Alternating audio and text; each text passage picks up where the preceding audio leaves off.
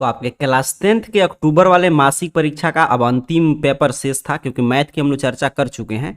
अब आपका अंग्रेजी का पेपर है, 2 विषय का एग्जाम होगा और आपका अक्टूबर वाला मासिक परीक्षा क्लास 10th का समाप्त हो जाएगा। तो ऐसे में मैथ का अगर आप क्लासेस नहीं देखे होंगे तो चैनल को सब्सक्राइब करके देख लीजिएगा, या ये वीडियो क्लास खत्म होगा ना तो आपके स्क्रीन पे एक वीडियो का लिंक आएगा, उस पर क्लिक करके देख सकते हैं। चलिए हम लोग चर्चा करते हैं। अब इंग्लिश का शेष था तो इंग्लिश को भी समझ लेते हैं क्लास 10th का। मैथ में पूरे डिटेल में आपको सिखा चुका हूँ।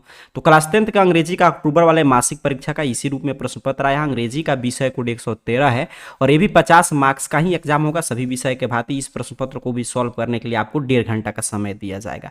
चलिए पूरा आपको मैं यहाँ पे ऑब्जेक्टिव और सब्जेक्टिव पूरा सॉल्यूशन कराऊंगा। यहाँ पे इंस्ट्रक्शन है कि हर विषय के भांति इसमें भी सेक्शन ए में ऑब्जेक्टिव टाइप 1 से 30 तक पूछा गया है, जिसमें से आपको 25 प्रश्न का उत्तर देना है। आइए एक एक प्रश्न को देखते हैं। पहला प्रश्न आपसे क्या पूछा है कि who has delivered the speech the unity of Indian culture. मतलब यूनिटी ऑफ इंडियन कल्चर जो है आप में पार्ट है, वो स्पीच किन के द्वारा दिया गया, किन की रचना है, ये आपसे पूछा जा रहा है। तो ह्यूमैन कबीर का, तो ऑप्शन ए सही उत्तर याद रखेंगे। दूसरा नंबर प्रश्न आपसे पूछा है कि the ancient world three of fine flower of dash dash in many land, same chapter से प्रश्न है। तो दूसरा का सही उत्तर क्या हो जाएगा, बुक का लाइन है, तो यहाँ पे ऑप्शन बी सिविलाइजेशन, बिल्कुल सही।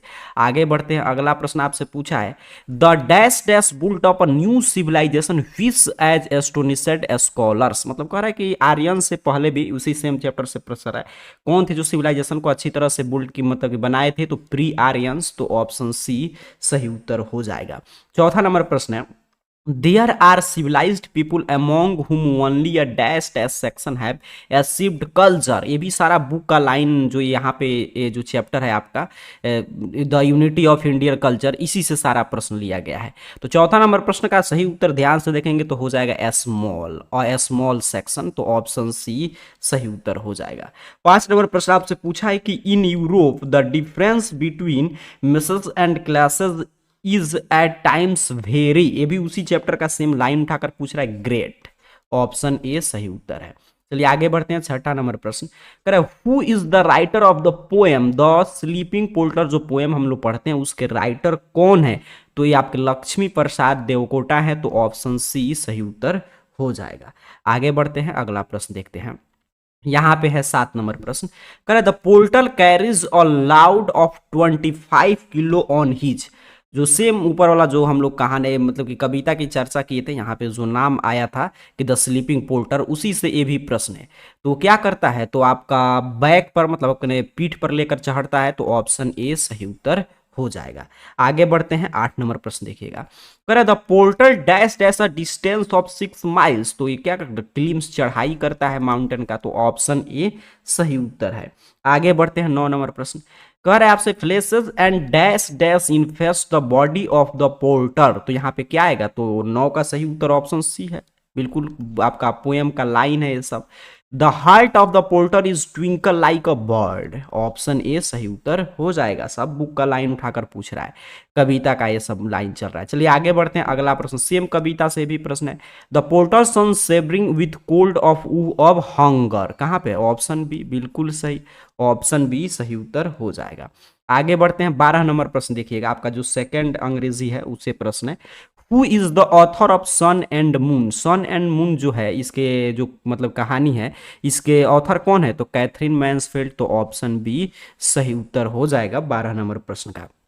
आगे बढ़ते हैं। पूरा मैं ऑब्जेक्टिव सब्जेक्टिव का सॉल्यूशन करूंगा। मैथ का मैं पहले करा चुका हूं और अंग्रेजी का। और अगर एक बात और मैं यहाँ पे बता दूं कि आप 10th की बोर्ड एग्जाम 2025 में देने जा रहे हैं, तो आपके लिए फिर बिहार टॉपर सीरीज की इस चैनल पे क्लासेस चला, तो उसे ज्वाइन करके आप फ्री में घर बैठे तैयारी करके अच्छा स्कोर कर सकते हैं, जिसमें सिर्फ हम लोग गेस प्रश्न की चर्चा करते हैं, जहां से कि मैट्रिक बोर्ड एग्जाम 2025 में प्रश्न पूछे जाएंगे।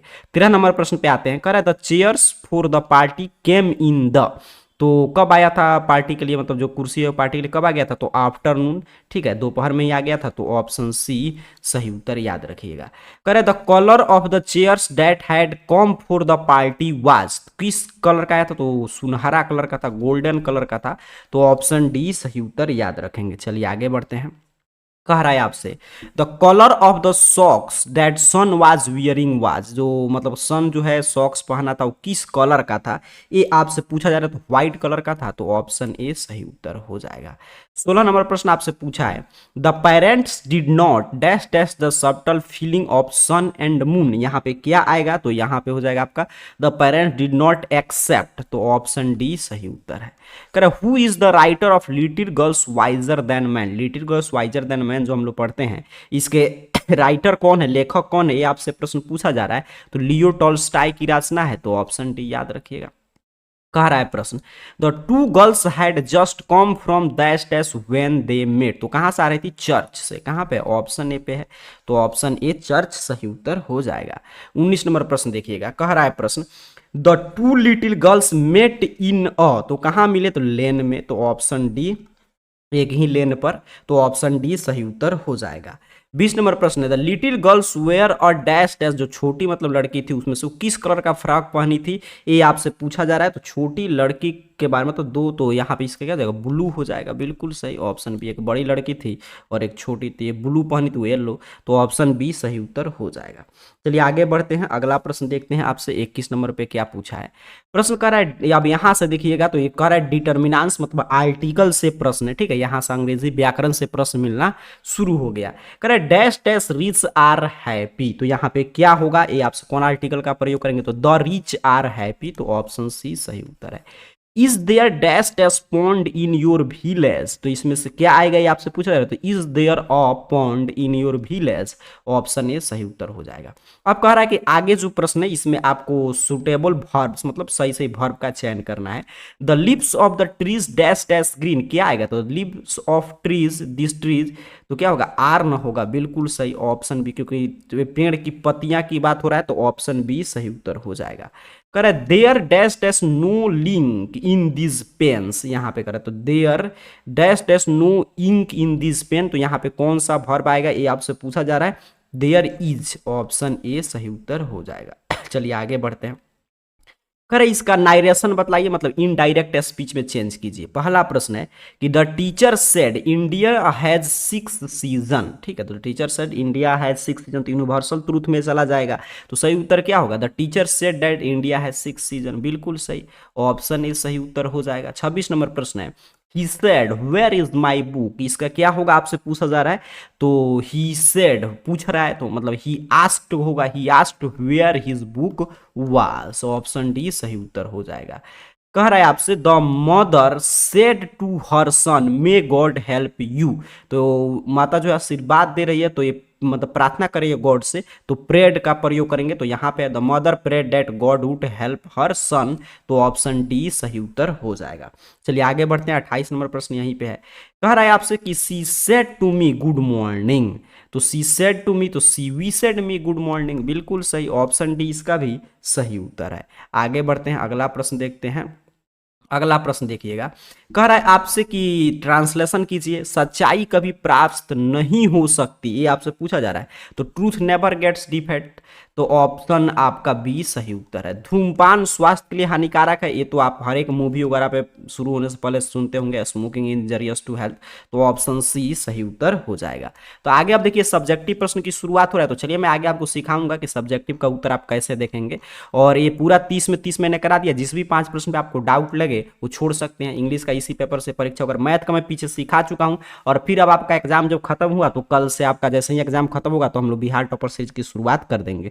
अब चलिए मैं आपको बता दे रहा हूं कैसे आप इसका सब्जेक्टिव क्वेश्चन डाउनलोड करेंगे।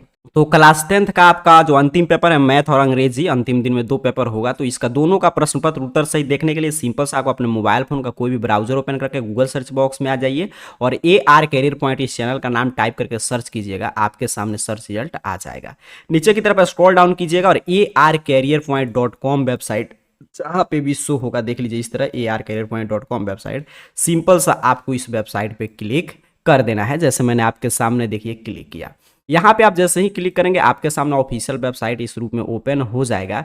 नीचे की तरफ स्क्रॉल डाउन कीजिएगा तो यहाँ पे नीचे की तरफ आ जाइएगा क्लास 10th सेक्शन में, ठीक है, क्लास 10th सेक्शन में आइएगा। तो यहाँ पे देखिए मैं बोला कि दोनों विषय का अपडेट है, यहाँ पे अंग्रेजी का, यहाँ पे मैथ का। जिस विषय का देखना है उस पर क्लिक कीजिए। फिलहाल हम लोग अंग्रेजी की चर्चा कर रहे हैं तो मैं अंग्रेजी पे आपको क्लिक करके दिखा दे रहा हूँ। यहाँ पे आप जैसे ही क्लिक करेंगे आपके सामने अंग्रेजी पे विषय के एग्जाम के बारे में एक एक जानकारी, जैसे कि किस रूप में प्रश्न पत्र आया है, कब से कब तक परीक्षा होगा। यहाँ पे 30 में 30 का सही उत्तर कोई 25 देखकर बना लीजिएगा। यहाँ पे सब्जेक्टिव का उत्तर यहाँ से भी देखकर लिख सकते हैं, या यहाँ पे सब्जेक्टिव क्वेश्चन आंसर पीडीएफ के सामने जो क्लिक है इस पे भी क्लिक करके आप डाउनलोड कर सकते हैं। तो कल आपके क्लास 10th का अक्टूबर वाला मासिक परीक्षा खत्म हो रहा है। मैथ और अंग्रेजी का पेपर होगा। दोनों पेपर arcareerpoint.com वेबसाइट के क्लास 10th कैटेगरी में अपडेट हो चुका है, तो आकर जल्दी से देख लीजिए। आप सभी को बहुत बहुत धन्यवाद।